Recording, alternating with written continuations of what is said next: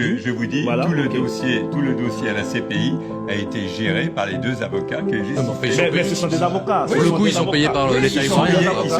Ils sont payés par le gouvernement. Par quel gouvernement? Par le gouvernement ivoirien avec l'appui judiciaire français. Non. Avec l'appui judiciaire Vous français. pensez que le gouvernement ivoirien n'est pas amené Bernard Houdin veut réagir. Des avocats? Allez. C'est pas l'histoire de payer, c'est l'histoire de dossier. Enfin, on va pas se cacher dans notre petit doigt l'arrivée, la façon, le chaos qu'il y avait aussi en 2011 en Côte d'Ivoire. Je peux vous assurer qu'il y a eu un soutien français. Ce sont des affirmations. Excusez-moi, monsieur Gallo, vous savez que j'ai beaucoup de respect pour vous, mais ce sont des affirmations qui ne sont pas soutenues par des avocats. Allez, Bernard Houdin voulait réagir. Oui, s'il vous plaît, je vais essayer de rectifier certaines choses parce que M. Mamadou Touré parle d'affabulateur. Je le renvoie à une seule chose, je viens d'écrire un livre sur cette situation de la Côte d'Ivoire.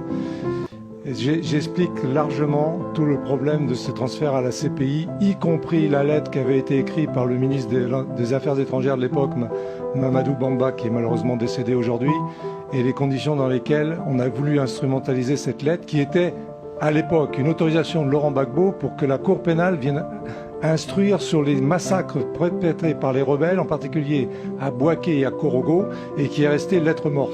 Donc on s'est servi ensuite de ce document qui avait été abrogé par la Cour constitutionnelle en 2006. Donc aujourd'hui, ce que dit l'affabulation vient de M. Mamadou Touré et pas de moi. Il faut connaître l'histoire de son pays. Mais écoutez, je connais l'histoire de la Côte d'Ivoire mieux que vous.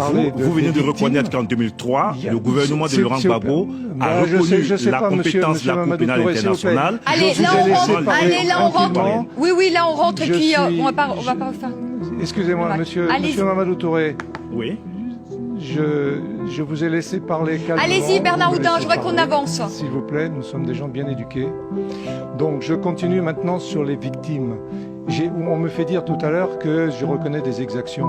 Je reconnais qu'il y a eu des victimes dans les deux camps. Les exactions qui ont pu être commises à la base par des hommes de droite ou de gauche sont liées à une situation de guerre que M. Gbagbo n'a pas créée. M. Gbagbo n'a pas créé le coup d'État de 2002. M. Gbagbo n'a pas créé tout le problème qui est lié à la rébellion qui a pu s'installer parce que non pas l'armée française a empêché les rebelles de venir à Abidjan, mais l'armée française a empêché l'armée ivoirienne qui chassait les rebelles d'Abidjan de remonter sur Bouaké en octobre 2002.